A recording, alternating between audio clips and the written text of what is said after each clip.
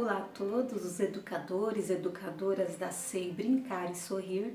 Eu sou a Silvana e eu fui convidada pela Ludmília, coordenadora de vocês, para dar a minha contribuição na formação que vocês estão tendo sobre a instrução normativa de 6 de fevereiro de 2019. Antes de entrar no item propriamente dito que eu separei para compartilhar com vocês, eu gostaria de me apresentar.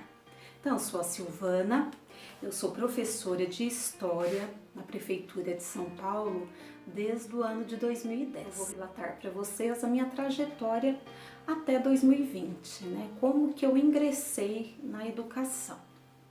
Meu primeiro contato com a educação institucional mesmo foi no ano de 2005, 2004, 2005, no programa Recreio nas Férias. Então fiz a minha inscrição e trabalhei como agente de recreação. Trabalhei em 5 edições, inclusive em uma dessas edições que eu trabalhei foi numa SEI, Não sei, se não me engano, conveniado, e era tudo muito novo, com crianças pequenas, bebês, mas foi muito produtivo. Então foram essas 5 edições no Recreio nas Férias. Posteriormente eu ingressei na minha faculdade de História no ano de 2006 e no outro ano, 2007, eu tive meu primeiro emprego numa escola particular como professora de História. Depois eu fiz minha inscrição para professora eventual do estado, fiquei eventuando, sendo substituta de História por algum tempo, e aí surgiu um concurso para agente de organização escolar no estado, o inspetor de alunos, em 2008, aí eu prestei esse concurso, passei, como eu era eventual, não era uma coisa certa, não tinha um salário certo, eu acabei ingressando na função, no cargo de agente de organização escolar. Fiquei 4 meses trabalhando, gostei muito do cargo, eu gostava muito, eu trabalhava à tarde e à noite, numa escola em Guaianazes, e foi um período muito bom. Mas nesse período eu estava estudando para um concurso, tinha aberto concurso para professor de História, ensino fundamental 2 e médio. Então eu estava estudando, estudava várias horas, assim que o tempinho que eu tinha eu estudava. Como eu fui aprovada no concurso que eu prestei, eu exonerei o cargo de agente de organização escolar. E no outro ano, 2010, em maio de 2010, eu ingressei na Prefeitura de São Paulo. Na Prefeitura de São Paulo, eu não tinha uma sala atribuída a mim quando eu ingressei. Então, eu trabalhei na sala de leitura. Em 2013, eu fiquei na coordenação pedagógica de uma EMEI. Em 2017, eu fui para uma coordenação pedagógica de uma EMEF. Em 2018, como assistente dessa EMEF, e agora em 2019 eu fui convidada para ser cogestora, a função que eu estou exercendo até agora. O momento de formação que a coordenadora Ludmília está organizando com vocês, está executando, faz parte da formação continuada, porque a gente tem a nossa formação inicial, quando a gente ingressa numa faculdade de licenciatura, pedagogia, qualquer outra disciplina. Essa é a formação inicial. Só que essa formação inicial, ela é insuficiente para as demandas que nos esperam. Daí a importância da formação continuada, você sempre está estudando. Então tem essa formação continuada que você procura algum curso, alguma pós, algum curso de extensão, e tem a formação in loco, que ocorre na própria unidade escolar, que no caso é essa formação que vocês estão tendo atualmente, estudando a instrução normativa de 2019. Nós temos 2 eventos. O primeiro é a nível mundial, aconteceu em todos os continentes, que foi o advento das novas tecnologias, onde todos os integrantes da sociedade em geral teve que se adaptar a essa nova realidade. E a instituição educacional não ficou de fora. E o professor teve que se reinventar porque os alunos, as crianças, muitas delas são nativos digitais, ou seja, já nasceram nesse mundo. Tanto que vocês pegam criancinhas que já sabem manipular o celular com muita facilidade, crianças novas que sabem fazer instalações, sabem mexer, que a gente tem que recorrer a elas pedindo ajuda. Então pensa na posição do educador, que não é um nativo digital, não nasceu nessa era, ter que se adaptar, né, aprender a lidar com isso para posteriormente ensinar alunos que já nasceram digitais, na era digital. Conforme eu falei, isso afetou todos os continentes, todos os educadores. Mas um outro acontecimento afetou diretamente educadores de creches, as antigas creches, hoje Centro de Educação Infantil. O que foi isso, Silvana?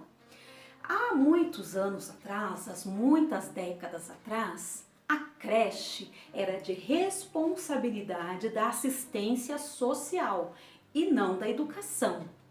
Aí as coisas foram acontecendo, os anos foram passando, foi vendo a necessidade de uma mudança. E assista o videozinho que eu preparei sobre essa mudança, essa transição da assistência social para a educação, para você entender melhor. A transição das creches diretas da Secretaria de Assistência Social para a Secretaria Municipal de Educação da Prefeitura de São Paulo se deu na gestão Marta Suplicy do PT entre os anos 2001 e 2004. No município de São Paulo, as creches permaneceram atreladas à Secretaria de Assistência Social até 2001. As primeiras unidades de creches no município de São Paulo, que se tem notícia, eram assistenciais organizadas por entidades religiosas ou pessoas caridosas que resolviam cuidar dos filhos de famílias pobres. Posteriormente, essas organizações filantrópicas que prestavam tal serviço passaram a dispor de convênios com a prefeitura no setor social. A primeira creche municipal surgiu a partir de problemas com uma dessas entidades, tendo o poder público que assumir a direção da unidade.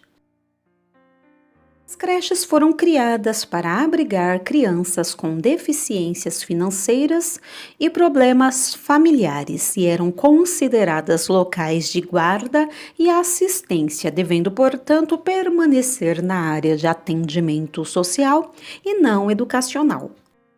Guardar crianças significava ficar com elas durante o período necessário, tomando cuidados com relação à higiene, saúde, alimentação e para que não se machucassem até o momento em que os adultos responsáveis por elas viessem buscá-las. No Brasil, foram consideradas erroneamente como instituições para criança pobre e, como consequência, ofertando educação pobre para pobres. Essa visão gerou a concepção de um atendimento que não precisava de qualidade, em que o adulto que trabalhava direto com a criança não precisava ser qualificado, nem havia necessidade de propostas pedagógicas. O improviso e o descompromisso com os direitos das crianças e da família eram aspectos presentes nessa concepção. Muitos movimentos em prol da criança de 0 a 6 anos foram organizados visando o repensar dessas concepções assistencialistas arraigadas na sociedade. E também redimensionar esse histórico exigiu muito empenho dos grupos envolvidos na luta pela creche pública de qualidade como direito. Oferecer atendimento educacional à criança de 0 a 3 anos em creche não significa escolarizá-la, mas contextualizar o cuidado como ação educativa em parceria permanente com o brincar dentro do espaço institucional. E isso exige criatividade, afetividade e disponibilidade pedagógica bem diferente da oferecida na escola. A Constituição de 1988 e demais legislações vigentes mostram muitas mudanças que ocorreram em relação à concepção de criança e de educação infantil. A criança antes era vista como objeto de tutela e passa a ser considerada como sujeito de direitos. É importante dar visibilidade aos bebês que por muitos anos não foram entendidos como sujeitos de suas aprendizagens, anunciando-os e considerando-os em suas especificidades, e respeitar o percurso de mais de 80 anos da Rede Municipal de Educação, considerando suas histórias, conquistas e até mesmo dissonâncias.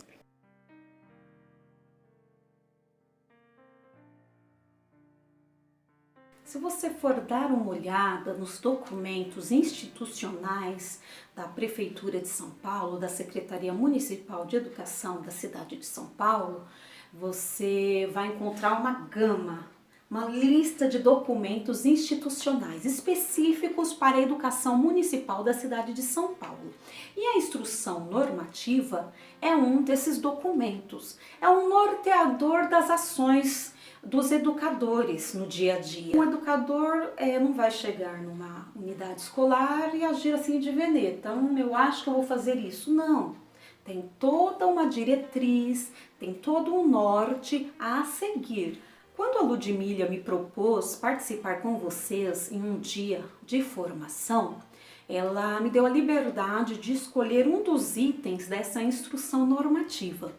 Como eu estou no período da vida trabalhando bastante com essa questão de fotografias, vídeos, imagens por conta de um canal no YouTube que eu tenho, o que eu fiz? Eu escolhi o item, deixa eu ver aqui, 6.2.2, que diz respeito a imagens, fotos, vídeos e produções infantis. E o item 6.2.3, redes sociais institucionais. É uma realidade que nós não podemos fugir. Nós temos que nos preparar para essa demanda, não tem como fugir. E os registros na educação, tanto infantil quanto ensino fundamental e médio, giram em torno de registros também de forma digital.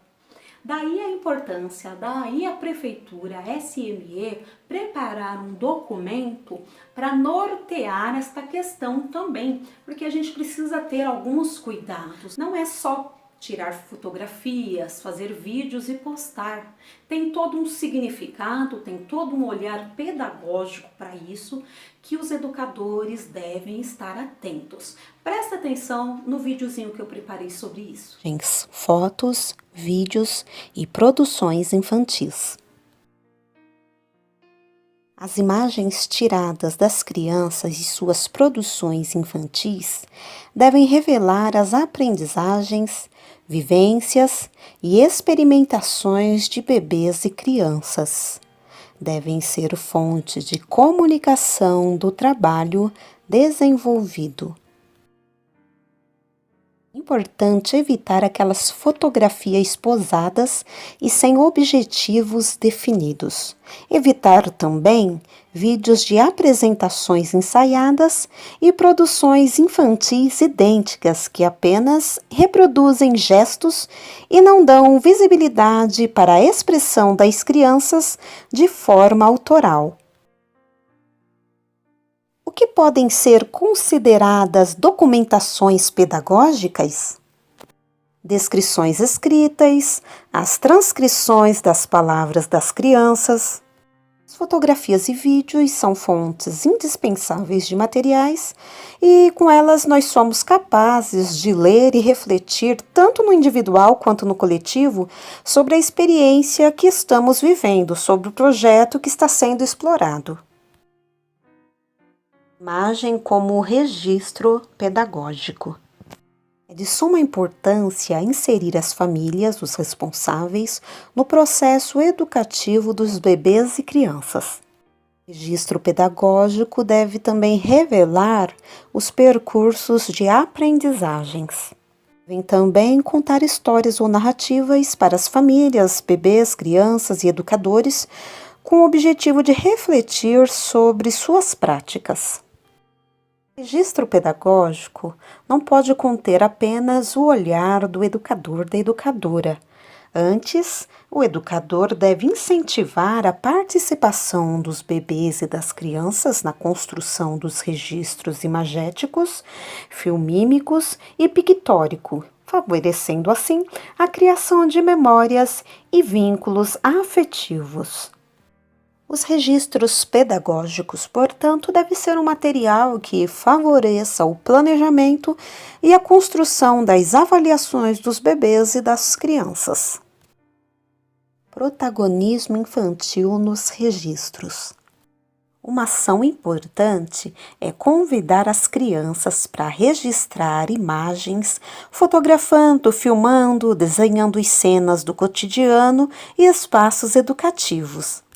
O 6 e EMEIs já realiza essa prática como uma forma de compreender a representação que as crianças possuem da unidade educacional e seu olhar sobre o entorno. Redes sociais institucionais. Mas qual a importância das redes sociais institucionais? As redes sociais institucionais são importantes por diversos motivos. Primeiro motivo, dão visibilidade ao trabalho desenvolvido pela unidade. Segundo motivo é que elas privilegiam o protagonismo infantil, auxiliando a troca de experiências entre educadores e facilitando a comunicação com as famílias, com os responsáveis, divulgando o cotidiano da instituição e reiterando sua função pública e política. Crianças e famílias.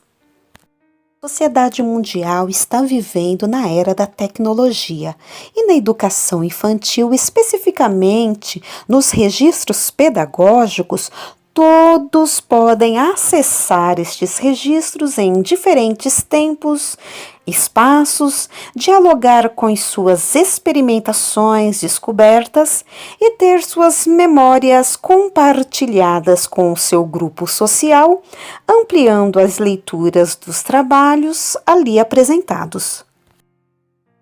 Canais importantes de rede social. Ideias de comunidade via web, blogs, sites, perfis no Facebook, perfis no Instagram, entre outros.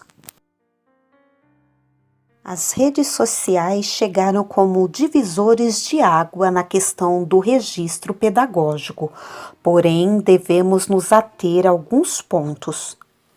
Primeiro cuidado. Todas as crianças possuem o documento de autorização de uso de imagem. Normalmente, este documento é assinado no ato da matrícula. Antes mesmo de preparar as atividades do cotidiano, o educador deve ler o projeto político-pedagógico a fim de ter ciência dos princípios que regem as suas atividades. Outro fator importante é preservar bebês, crianças e adultos de constrangimentos. Não é qualquer imagem ou em qualquer momento que se deve fazer publicações. As publicações devem ser construídas respeitando as normas estabelecidas com a equipe educativa em conformidade com o Estatuto da Criança e do Adolescente, o ECA, e bem contextualizadas com o uso de legendas ou textos que podem passar por revisões combinadas. Outro fator muito importante é o foco. O foco deve estar nas atividades e não na criança ou no bebê em si. As mídias sociais são ferramentas pedagógicas atuais e presentes em nossas vidas, um rico material formativo e de estudo. Conteúdo gerado. O conteúdo gerado com as crianças e pelas crianças devem trazer reflexões sobre sua relevância e adequação. A unidade escolar deve escolher os responsáveis pelas publicações. A unidade também deve decidir a frequência das postagens e a representação de cada grupo, segmento ou atores sociais. Famílias podem e devem estar inseridas neste processo, não só como espectadores das atividades, mas de forma ativa, como parte do processo educativo. Outro ponto importante é que as concepções pedagógicas das postagens devem estar de acordo com o projeto político-pedagógico da unidade. O registro realizado nas redes sociais institucionais deve contribuir para a formação, a reflexão e o compartilhamento do trabalho desenvolvido.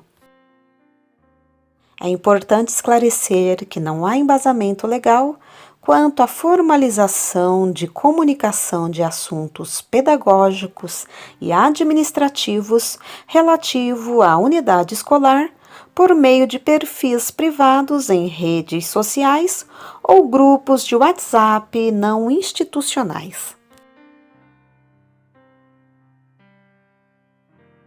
Ao registrarem fotograficamente, os professores, como observadores participantes de um grupo, compartilham com outras pessoas suas visões e concepções sobre os modos próprios de ser criança.